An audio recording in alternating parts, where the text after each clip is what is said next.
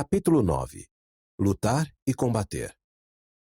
Quando Joseph F. Smith retornou da Europa em setembro de 1906, o futuro de Reed Smoot como senador dos Estados Unidos ainda era incerto. 5 meses antes, na Conferência Geral, Francis Lyman havia anunciado publicamente a renúncia dos apóstolos John W. Taylor e Matthias Cowley. Joseph Tanner também foi desobrigado de seus cargos de liderança. As renúncias, além do recente falecimento do apóstolo Mariner Merrill, abriram 3 vagas no Quórum dos 12 Apóstolos, que foram preenchidas por George F. Richards, Orson F. Whitney e David O. McKay. O anúncio das renúncias pareceu ter um efeito positivo sobre muitos dos colegas de Reed no Senado. Pelo que tenho ouvido, disse Reed aos líderes da igreja, os senadores em geral encararam os atos da última conferência como prova de boa-fé por parte da igreja, e especialmente do presidente Joseph F. Smith. No entanto, isso não se aplicava aos integrantes da comissão de inquérito do Senado, a maioria dos quais continuava desconfiando da igreja. Após o encerramento das investigações, eles votaram para recomendar a cassação do mandato de Reed. Por fim, o assunto foi levado ao plenário do Senado em fevereiro de 1907, 4 anos após a eleição de Reed e dos protestos subsequentes. A comissão havia documentado mais de 3.000 páginas de depoimentos de mais de 100 testemunhas, tanto de defesa como de acusação. Ao examinarem esses documentos, os senadores também levaram em consideração suas interações pessoais com Reed, que havia conquistado o respeito de muitos em Washington, D.C. Theodore Roosevelt, presidente dos Estados Unidos, apoiou-o firmemente e instou o Senado a votar a favor dele. Quando os senadores finalmente deliberaram sobre o assunto, seu voto foi pela rejeição da recomendação da comissão e pela manutenção do mandato do senador Smoot. Alguns dias depois, Joseph F. Smith escreveu para felicitar Reed e agradecer aos senadores por sua decisão justa. Ele desejava que as pessoas conhecessem melhor os santos. Se isso acontecesse, a atual incompreensão e as distorções generalizadas a respeito de a Igreja de Jesus Cristo dos Santos dos Últimos Dias, escreveu ele, cessariam para sempre. Algumas semanas depois, o presidente Smith abriu a Conferência Geral de abril de 1907 com mais boas notícias. Os dízimos ofertados pelo povo durante o ano de 1906 ultrapassaram os de qualquer outro ano, informou ele. Hoje, a Igreja de Jesus Cristo dos Santos dos Últimos Dias não deve $1 sequer que não tenha condições de pagar imediatamente.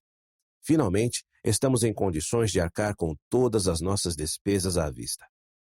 Ele elogiou a fidelidade dos santos e comentou: não precisamos mais fazer empréstimos e não teremos que fazê-lo se os santos dos últimos dias continuarem a viver sua religião e a cumprir essa lei do dízimo. Após seu sermão, o presidente Smith convidou Orson F. Whitney para ler uma declaração pública que a primeira presidência e os 12 haviam preparado a respeito das crenças e dos valores dos santos dos últimos dias. A declaração respondia a muitas das acusações feitas contra a Igreja e seus membros durante as audiências do caso Smoot. Também fornecia aos santos um resumo oficial dos princípios e das práticas básicas do Evangelho. Nossa religião está alicerçada nas revelações de Deus, afirmava a declaração. O Evangelho que proclamamos é o Evangelho de Cristo restaurado à terra. A declaração caracterizava os santos como um povo honesto, de mente aberta, inteligente e piedoso. Também testificava de sua devoção ao lar e à família, incluindo o casamento monogâmico. O típico lar mórmon é o templo da família, declarava. O povo mórmon curvou-se em respeitosa submissão às leis promulgadas contra o casamento plural. A declaração também explicava os princípios do arbítrio individual, do dízimo e da liderança do sacerdócio. Atestava ainda o patriotismo dos santos, sua lealdade aos governos terrenos e seu compromisso com a separação entre a Igreja e o Estado. Desejamos viver em paz e confiança com nossos concidadãos de todos os partidos políticos e de todas as religiões, proclamava. A declaração afirmava que o Evangelho restaurado procurava elevar a sociedade, não destruí-la. Nossa religião está entrelaçada com nossa vida. Ela formou nosso caráter. E a verdade de seus princípios está gravada em nossa alma, dizia o texto. Depois que o elder Whitney terminou de ler a declaração, Francis Lyman expressou seu apoio a ela em nome do Quórum dos 12 Apóstolos. A pedido do presidente Smith, a congregação então votou unanimemente para adotar e apoiar a mensagem. Em 16 de abril de 1908, Jane Manny James, uma das primeiras negras a ter se filiado à igreja, faleceu em sua casa em Salt Lake City. Ela viera para o Vale do Lago Salgado com o marido e os filhos em setembro de 1847, integrando a primeira companhia de santos a seguir a companhia pioneira de Brigham Young para o oeste. Desde essa época, ela havia se tornado uma presença bem conhecida na cidade. Ela tinha orgulho de seus 18 netos e 7 bisnetos. Ela e seu irmão Isaac iam às reuniões da igreja no tabernáculo de Salt Lake e frequentemente participavam de encontros com os velhos pioneiros da igreja. Seu funeral foi realizado na capela da 8th Ward de Salt Lake City. A capela estava repleta de amigos de Jane, tanto negros como brancos, que vieram para relembrar sua vida. A sala estava repleta de flores para honrar a fé e a bondade de coração de Jane. Elizabeth Roundy, uma amiga de Jane, leu um pequeno esboço autobiográfico que Jane lhe ditara alguns anos antes. Jane havia nascido livre em uma época em que a escravidão ainda era legalizada e os negros em todo o mundo eram frequentemente tratados como socialmente inferiores. Sua autobiografia contava a história de sua conversão no leste dos Estados Unidos, a caminhada de sua família por quase 1.300 quilômetros até Nauvoo e suas experiências de vida e de trabalho com a família do profeta Joseph Smith. Também relatava as 2 vezes em que Emma Smith convidara Jane para ser adotada pela família de Emma e Joseph. Para finalizar a autobiografia, Jane prestava um testemunho fervoroso. Ela havia ficado viúva, presenciara o falecimento de todos na família, exceto 2 filhos e 10 netos, e já estava quase cega, mas afirmou: "O Senhor me protege e cuida bem de mim em minha condição indefesa. E quero dizer aqui mesmo que minha fé no Evangelho de Jesus Cristo, como ensinado por a Igreja de Jesus Cristo dos Santos dos Últimos Dias, é tão forte hoje, ou melhor, se possível, é mais forte hoje do que no próprio dia em que fui batizada." O presidente Joseph F. Smith discursou no funeral. Ao longo dos anos, Jane procurara em algumas ocasiões a ajuda dele para receber as ordenanças do templo para si própria e seus familiares falecidos. Em especial, ela ansiava por receber a investidura e ser selada a uma família. Porém, desde o início da década de 1850, a igreja tinha restringido o acesso ao sacerdócio ou a qualquer ordenança do templo, exceto o batismo pelos mortos, aos santos de ascendência africana. As explicações para a restrição eram variadas, mas eram especulativas, não a palavra de Deus. Brigham Young havia prometido que todos os santos, independentemente da raça, um dia receberiam todas as ordenanças e bênçãos do Evangelho. Assim como outros santos negros, Jane havia feito batismos em favor de seus parentes falecidos. Ela também pedira para receber a investidura e depois ser selada vicariamente ao Walker Lewis, um dos poucos santos negros a receber o sacerdócio antes que a restrição entrasse em vigor. Em ocasiões posteriores, pediu para ser selada por adoção à família de Joseph Smith. Porém, cada vez que ela solicitava a investidura ou o selamento, Joseph F. Smith ou outros líderes da igreja mantinham a restrição da igreja. No entanto, com a ajuda de Zina Young, presidente-geral da Sociedade de Socorro, Jane havia recebido permissão dos líderes da igreja para se unir por toda a eternidade à família de Joseph Smith. Em resposta a seu pedido, eles prepararam uma cerimônia vicária que uniu Jane à família como serviçal. Zina Young havia atuado como representante de Jane na cerimônia, enquanto Joseph F. Smith havia representado o profeta Joseph Smith. Embora se sentisse insatisfeita com a cerimônia, Jane continuara fiel. "Pago meu dízimo e minhas ofertas. Guardo a palavra de sabedoria", afirmou ela. "Recolho-me cedo e me levanto cedo. Em minha maneira débil, tento dar um bom exemplo a todos." Em 1902, Jane perguntou ao patriarca John Smith, irmão mais velho de Joseph F. Smith, quando ela teria permissão de receber a investidura. "Seja paciente e espere um pouco mais", respondeu ele, assegurando que o Senhor não se esquecera dela.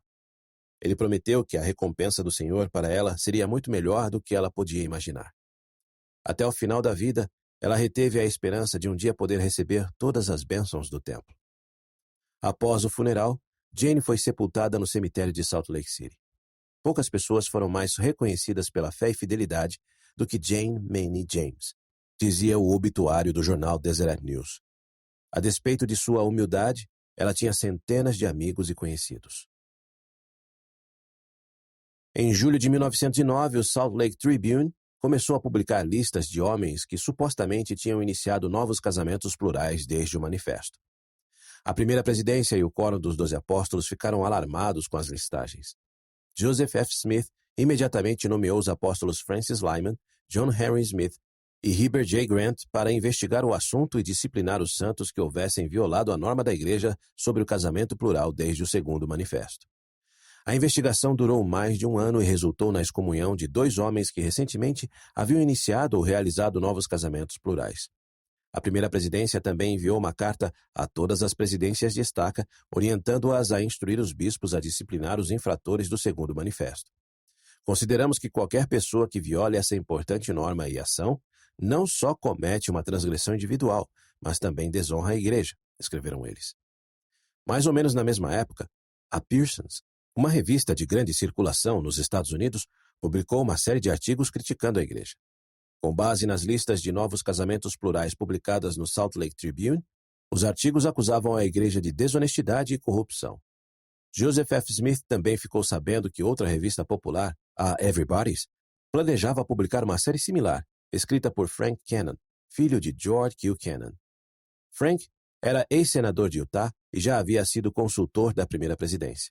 Porém, o alcoolismo, os casos extraconjugais e outras transgressões haviam gerado atritos entre ele e os líderes da Igreja.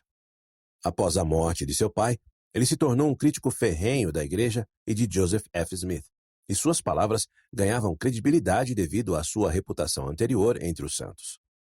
Quando souberam dos planos de Frank, Joseph F. Smith e Anton Land escreveram imediatamente ao editor da Everybody's, advertindo que os escritos de Frank eram falsos e não mereciam atenção. No entanto, os editores de revistas da época estavam muitas vezes ansiosos para imprimir histórias e relatos escandalosos, de modo que o editor começou a publicar os artigos de Frank imediatamente. Em breve, a revista recebeu pedidos de assinaturas de todo o país. Frank não foi o primeiro ex-santo dos últimos dias a atacar a Igreja publicamente. Ezra Booth, John C. Bennett, TBH e Fanny Stenhouse e William Jarman haviam tentado prejudicar a Igreja por meio de seus escritos. Ainda assim, o sucesso alcançado pela série de Frank foi desanimador. Mais uma vez, a Igreja estava enfrentando uma crise de opinião pública. Alguns estudantes e missionários santos dos últimos dias da missão suíço-alemã aplaudiram quando as cortinas se abriram na Royal Opera House de Berlim, ao final da apresentação de Emma Lucy Gates. Desde que chegara à Alemanha com John e Leah Whitsoe, uma década antes, Lucy havia se tornado uma estrela em ascensão na ópera europeia, e aquela era a primeira vez que ela se apresentava naquela renomada instituição. Ela não decepcionou o público. Do palco, Lucy pôde sentir a fé e o apoio dos demais membros da igreja, que estavam acomodados na galeria superior. Eles a chamavam de Rouxinol de Utah. Muitos deles haviam orado pelo sucesso dela naquela noite, e alguns até haviam jejuado. Os jornais elogiaram seu desempenho. Seu treino vocal não deixa nada a desejar, escreveu um crítico. E a técnica precisa e nítida foi uma demonstração de verdadeira arte musical. Embora alguns críticos tenham mencionado o alemão imperfeito de Lucy, ninguém falou sobre seu estado de origem ou sua religião. A oposição à igreja ainda estava em ascensão na Alemanha e em outras partes da Europa, de modo que Lucy não havia declarado à Royal Opera House que era membro da igreja. A maioria dos santos alemães era assediada em suas comunidades, e os missionários eram alvos frequentes de multas, expulsões, detenções e prisões. A professora de voz de Lucy, Madame Blanche Corelli, exortou-a a esconder sua religião em nome de sua carreira.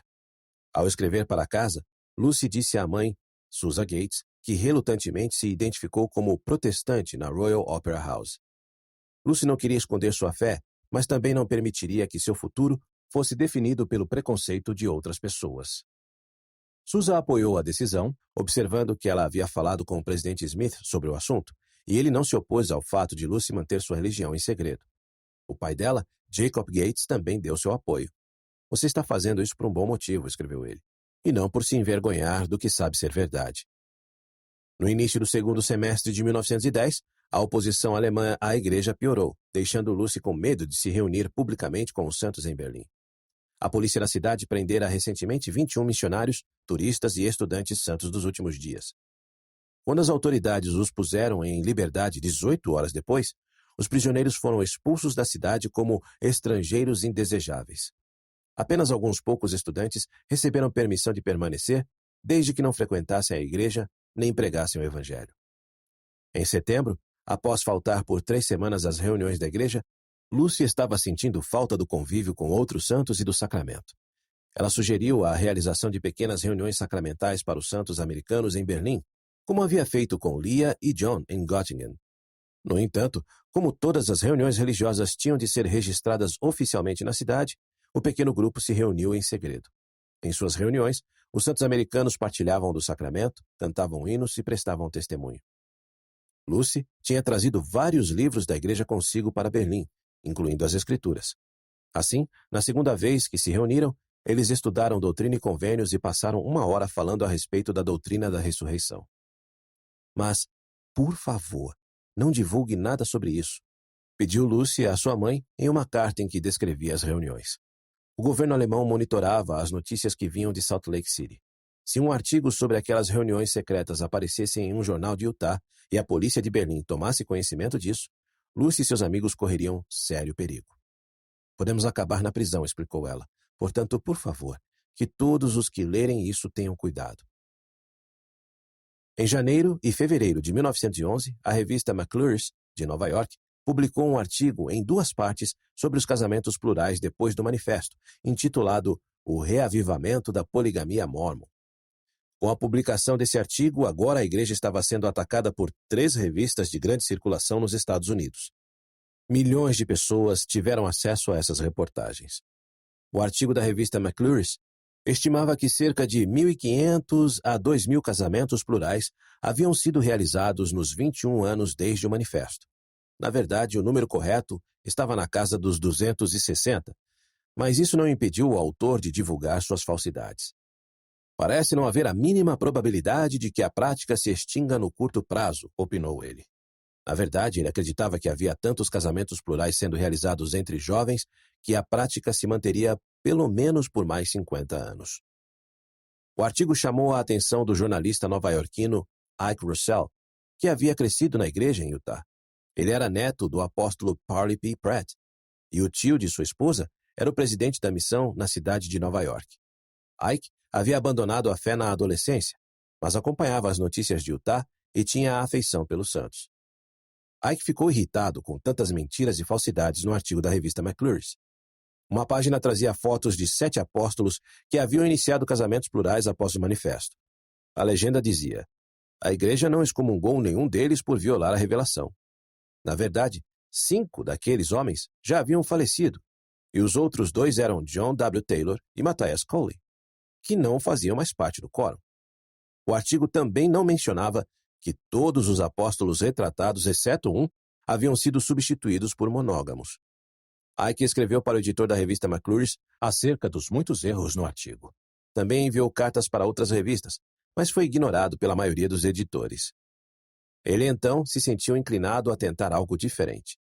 Um dos artigos na revista Pearson's alegava que Theodore Roosevelt, ex-presidente dos Estados Unidos, havia feito um acordo com os líderes da igreja para garantir votos numa eleição recente. Se Ike conseguisse uma declaração de Roosevelt por escrito desmentindo isso, poderia usar a carta para desacreditar o artigo.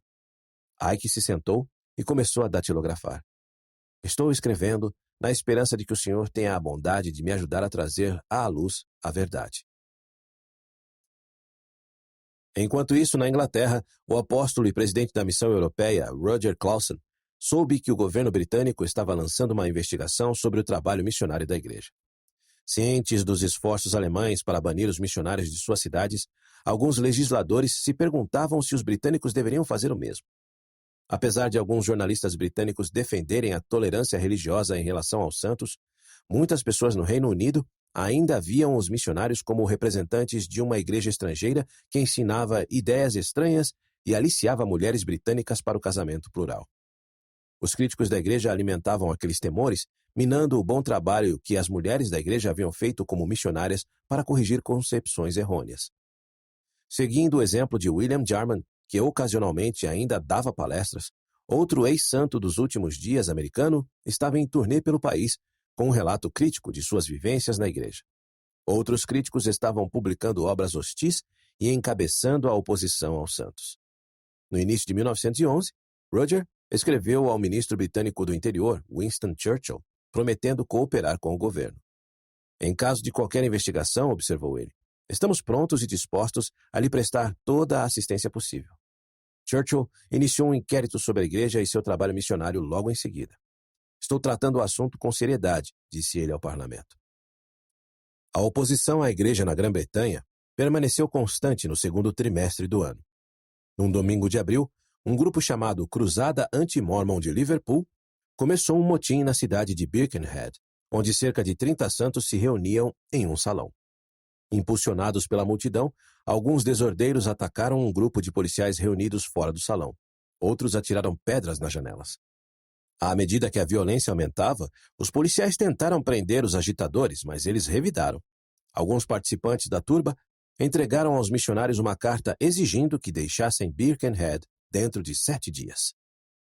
Não vou dar atenção a isso, afirmou Richard Young, missionário presidente da conferência. Está disposto a encarar as consequências? Perguntou alguém da turba. Sim, respondeu ele. Os jornais locais noticiaram o tumulto e o ultimato dos arruaceiros, e muitas pessoas estavam ansiosas para ver os desdobramentos. Roger temia que os missionários fossem agredidos fisicamente se permanecessem na cidade. No entanto, depois de conversar com Richard e os outros missionários, ele concordou que eles deveriam ficar. Se os élderes saíssem de Birkenhead, o que impediria as turbas de tentarem expulsar os missionários de outras cidades e vilarejos? Roger designou o domingo seguinte como um dia de oração e jejum para os missionários. Quando o dia chegou, os élderes de Birkenhead realizaram sua primeira reunião pública desde o incidente. A polícia veio e formou uma linha em frente ao salão. Uma multidão de cerca de 5.000 pessoas logo se aglomerou, e alguns desfilaram em frente à polícia com uma banda de metais. A multidão aplaudiu a banda, mas não houve violência. Alguns observadores ficaram impressionados com o fato de os élderes terem desafiado a turba. Parece que isso mudou o tom dos artigos jornalísticos a nosso respeito, relatou Roger à primeira presidência. Pelo menos por enquanto, não se verifica um clima de hostilidade e perseguição aos santos dos últimos dias. Durante aquela época, Winston Churchill continuou a investigar a igreja. Em todo o país, a polícia interrogava as famílias de moças que houvessem se unido à igreja e emigrado para Utah, e representantes do governo compareciam às reuniões dominicais. Ninguém encontrou provas de que a igreja ou seus missionários estivessem causando problemas. Satisfeito, Churchill concluiu que não havia motivo para expulsar os missionários e não recomendou nenhuma ação legal contra os santos. Em Utah, Joseph F. Smith recebeu uma cópia de uma longa carta que Theodore Roosevelt escrevera a Ike Russell, refutando alegações de que havia feito um acordo com os santos para conseguir votos em Utah. A acusação apenas não é falsa, informou Roosevelt a Ike, mas tão ridícula que é difícil levá-la a sério. Joseph sabia que Ike pretendia publicar a carta no Collier's, uma revista com cerca de 1 milhão de leitores. Reed Smoot também exortou Joseph a tomar providências a respeito dos ataques. Se não agirmos, alertou Reed, duvido que escapemos de uma investigação. Porém, até agora, Joseph tinha feito pouco para responder aos artigos das revistas. Então, no início de abril de 1911, ele mandou um telegrama a Reed perguntando se algum jornal do leste publicaria uma resposta oficial da igreja. Reed entrou imediatamente em contato com os jornais, mas não recebeu nenhuma promessa. Ike, por sua vez, conseguiu publicar a carta de Theodore Roosevelt na revista Collier's. Satisfeito, Joseph mandou publicar a carta e a resposta da igreja aos artigos das revistas na forma de panfletos e distribuí-los a cidadãos proeminentes nos Estados Unidos e na Grã-Bretanha. Ainda assim, outras revistas continuaram a publicar artigos sobre a igreja. Em março, a Cosmopolitan se tornou a 4ª revista a lançar uma série de 3 artigos sobre a igreja, comparando-a a uma víbora prestes a dar o bote no lar e na família. Assim como as outras revistas, ela afirmava que a igreja ainda promovia o casamento plural. Por volta dessa época, Francis Lyman ouviu relatos de que John W. Taylor e Matthias Coley haviam tomado novas esposas plurais recentemente, além de terem realizado mais casamentos plurais. Ele e um comitê se reuniram individualmente com ambos os homens. John W. demonstrou obstinação durante a reunião. De fato, ele havia se casado com outra esposa plural em 1909, mas se recusou a admitir ou negar o fato. Matthias, por sua vez, reconheceu que errara. No final, Os 12 excomungaram John W. e proibiram Matthias de usar a autoridade do sacerdócio. Depois que os ex-apóstolos foram disciplinados, Joseph F. Smith viajou para Washington, D.C.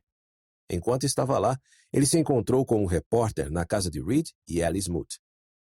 O repórter perguntou sobre política, finanças da igreja e outras questões normalmente levantadas em artigos negativos sobre a igreja. Porém, a maioria de suas perguntas era sobre o casamento plural. Joseph deu respostas francas, ansioso para corrigir a desinformação que circulava pelas revistas.